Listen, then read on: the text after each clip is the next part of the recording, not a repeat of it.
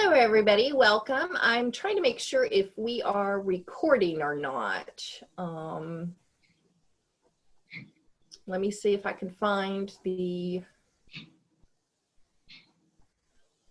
Looks like I am recording. So I'm going to go ahead and start our PowerPoint. Welcome to our first webinar, information on the category of performance. And we're going to be moving in between the PowerPoint and some sources or some web pages that I have open as well. So there might be a little bit of time where I have to get out of this and get it onto the website. But my name is Jennifer Kaur. I'm the state coordinator of Tennessee History Day. I'm joined by Hannah Zeckman, who's the assistant state coordinator, and by Nikki Ward, who's going to be joining us in October to help with History Day. The Tennessee Historical Society, which is the sponsor of Tennessee History Day, is also involved with the Tennessee Historical Quarterly and the Tennessee Encyclopedia of History and Culture. We are a membership-based organization. We do have a special teacher rate of $25 if you ever want to join. All right, so today, if you want to introduce yourself in the chat, tell us your name, if you're a teacher, a student, or a family member, and what school you attend or teach at. We're going to talk about the performance category overall. We will discuss some rule changes, some resources for the virtual contest, and how to go about submitting your entry. All right, so who should compete in the performance category?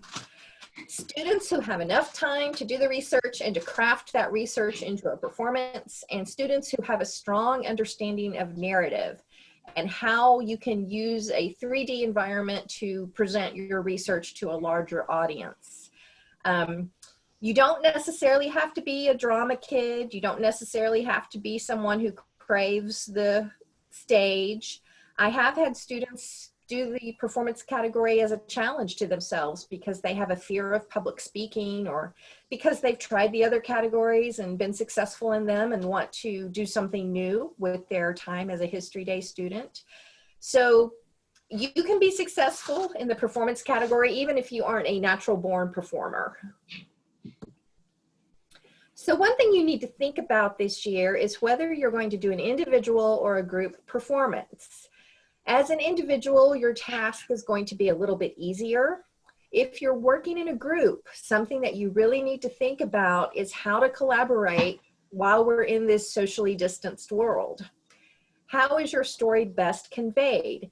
Are you portraying a strong character like Nellie Bly, where maybe an individual is sufficient to get her story across? Or are you portraying the story of solidarity that's more of a group effort, so that you need more people to tell that story properly? When it comes to collaborating with your group, you're going to want to set up files and documents that you can share. You need to think about how you're actually going to record your performance, because what's going to happen this year for all of our contests in the state is, instead of coming to a contest and doing your performance in front of the judges, you're going to submit a recording. You also need to think about the technology that you have access to and your options that you are in the technological world. So you're going to need to record your performance and submit it as an MP4 file via SmugMug. So how do you go about recording yourself? If you are an individual student, you can set up a camera on a tripod and do your performance at a fixed paces away from that camera. If you're working in a group and you can't get together to practice or perform, you can record on something like Zoom or WeGoMeeting or WebEx or something like that, and that is perfectly acceptable this year, to have a bunch of little faces, a bunch of little squared faces on a screen. That is fine. We have this as a file on our performance category virtual resources, where we give the pros and cons for 3 of the most common group meeting platforms. So Google Meet, Zoom, and Microsoft Teams. We do not recommend one over another. We don't you can make an award-winning performance on any of these. And as an individual, you can use Zoom, for example, just to record yourself with the single camera pointing at just you. What you want to end up with is an MP4. We don't care how you get to that point. So if you are already familiar with a particular platform and you like it a lot, feel free to use that particular platform. If you are new to this, you're going to want to experiment a bit before you commit to one over another. You might want to ask your teacher. Some classrooms in the state of Tennessee are Google Classrooms, so it might be easier to use a Google product in order to make it more fully integrated with the documents that you already have in a Google Drive. When it comes to adult assistance, you may have assistance in producing your costumes and props. You need to do the decision making on this. Gives a reference here to Rule 10 in the new rule book on page 16 for more information regarding reasonable help. When it comes to recording, an adult can operate the camera for you or help you format your files. So let's say you have a 10-minute performance, but you've got 30 seconds at the beginning of it that are dead air. It's fine to ask an adult to help you edit that down so it meets the 10-minute requirement. We are judging you on your performance. You're not being judged as a producer. You're not being judged as if this is a documentary. So normally in the documentary category, an adult cannot operate the camera for you. So documentary students, this is not permission for you to get an adult to do the camera for you. But performance students, we're not judging you on that. We're judging you on what the camera records. So you can have adult help with that. Okay, we've already talked about that. So we have some rules changes. We have a new rule book this year, and you will definitely want to read the general rules and the rules for your category. Rule 13 will probably apply to you. So prohibited materials, toy and replica weapons are prohibited from NHD competitions, as well as anything that could cause damage to the competition venue. This includes dry ice, smoke machines, firecrackers, stuff like that. These rules are going to apply even if you're not in a physical location competing. So don't include, if you're doing a Civil War performance, you still should not have guns in your performance with you because you're not going to be able to have them if you come to a physical contest. So don't practice with them. During a live performance, you are not allowed to interact with the audience. So if you had a scene in your drama where you wanted crowd noise, you can't make the audience be your crowd. So again, if you're recording this, this is not something that is going to apply this year, but for future years, keep that in mind.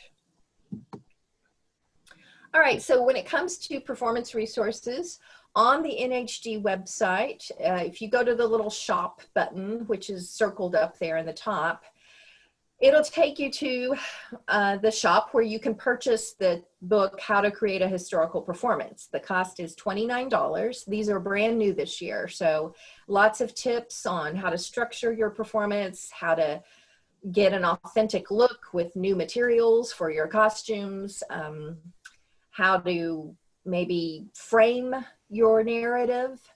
Now these tips in this book are not designed for a virtual contest. They're designed for an in-person performance. So you need to keep that in mind as well. But if you were very serious about this, this would not be a bad investment on your part. All right, on our website, we have a Getting Started web page. If you look up here, the Getting Started tab, there's the very first one. This is going to have the new rule book in a digital format. It'll have a summary of rules changes. It will have the theme book, the theme narrative, the theme video.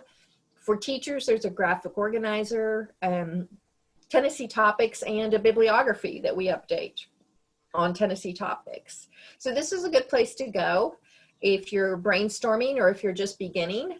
We also have, if you look here, we've got these little tabs here, we have new rubrics this year, which you will want to take a look at. And then we also have a project checklist and then sample projects, so you can see past winners, good examples from Tennessee of performances that have placed nationally. All right, we also have, when you go to our Tennessee History Day webpage, there's a banner and it says virtual contest resources. And when you go to that, you will see a list of the webinars that we're hosting and the open houses that we're hosting. And then down below that, you'll see the categories. The performance category, when you go to the performance page, we will have the slides for this webinar here on this side. We'll have the actual webinar on this side. And then you will see the documents that you need in order to be able to do this virtually. We have what we're calling the Performance Companion Worksheet. And then there's a sample Performance Companion Worksheet, one that's already formatted that shows you how you might go about approaching this. We have the list of recording programs with the pros and cons. And then we have instructions for you on how to submit the video when you are done with recording your project. Here is what the Performance Companion Worksheet looks like. There is a page limit on this of 11 pages.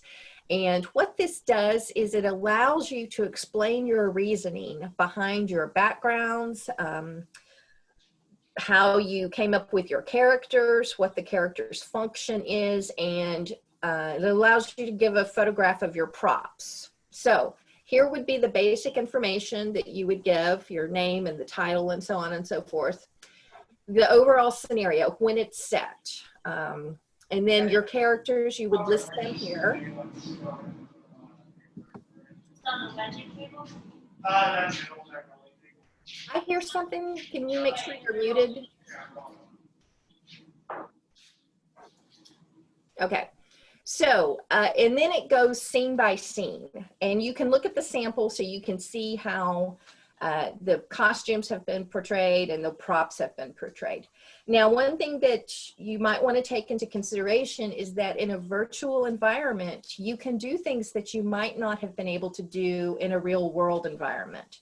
So if you want to use a digital background for yourself in your Zoom, you can do that. If you want to enhance in some way digitally the actual performance, that is permitted. So the way that I think about it is, in the past, we have allowed students to come to a contest with a screen and a projector. And some students have put, you know, they're doing something about the Grand Canyon, so they put up a slide of the Grand Canyon as their background. So you can take that idea and translate that into your Zoom world or your GoToMeeting or your WebEx, or however you want to record yourself. That is fine to do. All right. You are going to, when it comes time to submit your entry, the paperwork is going to be your cover sheet, your process paper, the companion worksheet, and your bibliography in that order. And you're going to submit it via the registration system. So when you come to your account, you'll see where it says entries paper, and it'll have the word upload, and you'll click on that and you will upload your PDF. It has to be a PDF. And then make sure that you save. The save button is hidden, but make sure you save that. And that's how you submit your paperwork to us.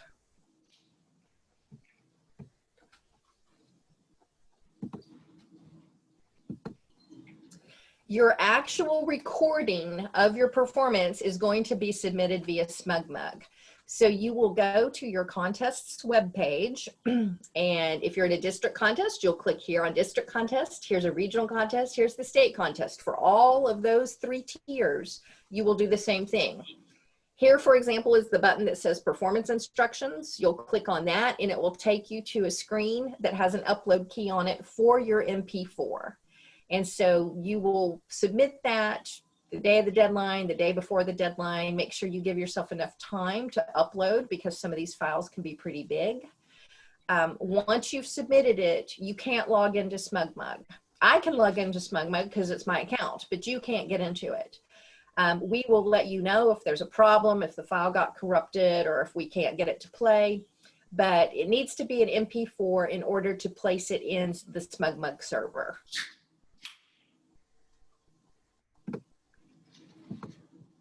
All right, so here are some important dates if you are in the district contest. So if you are in these 14 counties in Northeast Tennessee, your registration opens Friday, October 2nd. Your registration deadline is Friday, October 30th. And let me make it very clear, that is the day that you are submitting your paperwork and your MP4 file.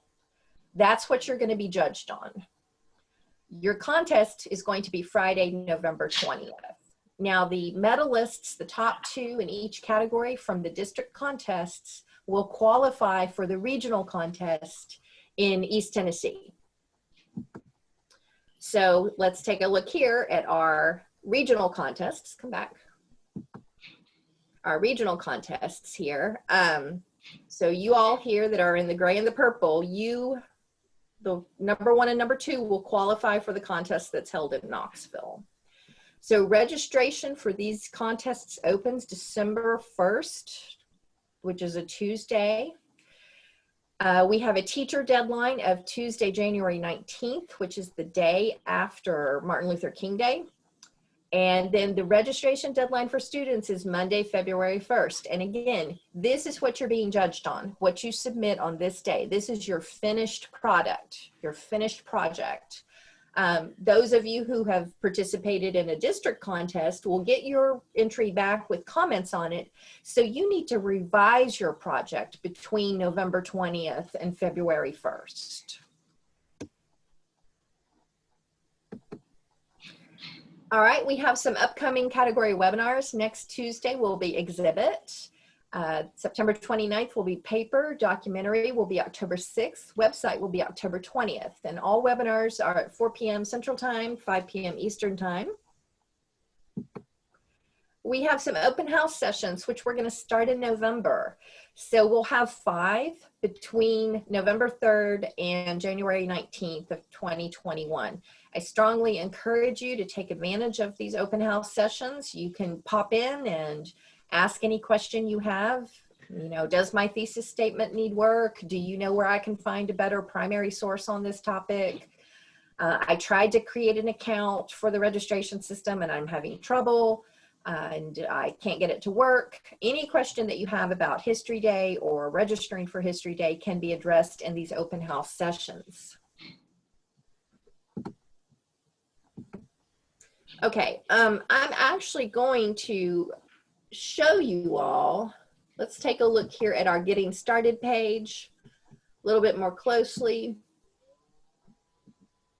So you can see that here down below we have some sample projects for you to take a look at. And we've got, I would take a look at the judging rubrics since they've changed so much from last year if you've participated in History Day before. And you can look at them by category here. And then let's take a look at our virtual contest resources. Here's where we have dates for both the district and regional contests. We have our category webinars listed there and our open house webinars, open house sessions listed there. And then down below, we have the resources broken out by category. And then let's look at our performance here. All right, so we're going to put this webinar here on the right and we'll have the slides on the left. And let's take a look at this sample performance companion worksheet. There we go. All right, so it's got some rules here. It tells you, you know, you can't go lower than a 12-point font. These are the fonts that are acceptable. There is a word limit on this. And to remove sections if they are not applicable to you. So here's one that's been completed. And as you can see, it just is giving the judges and the audience a overview of what they can expect from your performance. And this is for a group. So here we have photos of your background and a description why this is being used as your background. Now, you don't have to have a different background for every single scene. You can have one background for the entire performance. And then, so see, then you would put same as scene 3, same as scene 2, if you have the same scene, same background. If you're using a digital background, so let's say, again, you're using the Grand Canyon and you're portraying the guy that was one of the first to photograph it. And so that you're going to use that digitally. Then I would put the actual photograph that you are using behind yourself in, and I would explain, we are using a digital background, and this is the photograph that we're using for that. And then as we go down, we have space for you to show us your costumes. You can be in your costumes. You can appear in these images. That's fine. And then we have your performance props. So you don't have to do each single prop individually. So if you have a table and you have people sitting down to eat dinner at a table, you can show us the tabletop with the different dishes and utensils on it. Okay, so that is the sample one. And then here we have the one that you are going to use. This is a Word document. So when you click on it, it's going to download for you.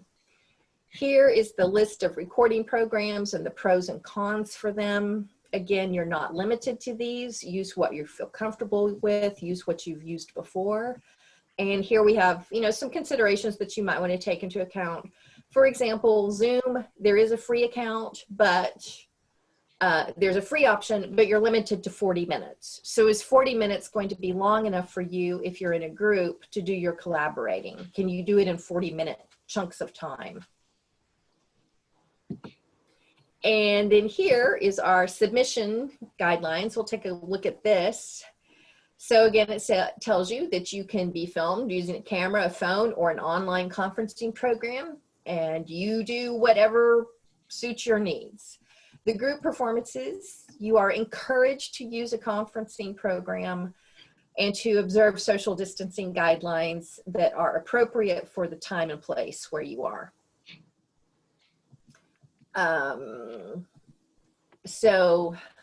We do want you to wear costumes. We do want you to have props. We do want you to be creative with this. I've seen some really cool things going on with performances on these conferencing platforms, and I'm sure you have too. You can set it up maybe so that if you're at if you're doing a 2-person performance, you could sort of set it up where the 2 little squares are talking to one another or something like that. If you have any audio or music, it should be part of the recording. You don't need to share a link with us or another file with us. So if you're going to have music in your performance, go ahead and make sure it is part of the actual performance. Let's see. Now, your performance should be in one take. You should not edit a bunch of clips together. So we want you to start your camera. Whoever started the camera, step away from the camera for 10 minutes. At 10 minutes, shut the camera down. That's your performance. And once it's recorded, but you can do as many takes as you want. If you mess up in the middle of it, you can start again. That's fine with us. Make sure you give us your best work. Once you have it recorded, you're going to upload it to SmugMug. And so in order to get to that, you are going to go to your contest webpage. And so let's just take a look here at our regional contests. So what you would do is you would say, okay, I am in East Tennessee. Let me go to my East Tennessee contest webpage. This is where you're going to find out who your regional coordinator is, what date your awards ceremony is going to be, contact info for your regional coordinator. And so there will be a button, this says documentary uploads. There will be a button that says performance uploads. And that's how you're going to submit that recording to us. So we're going to end here. I'm sure that there are other things that you will have questions about. If you're feel free to email us or to email your regional coordinator if you have any questions.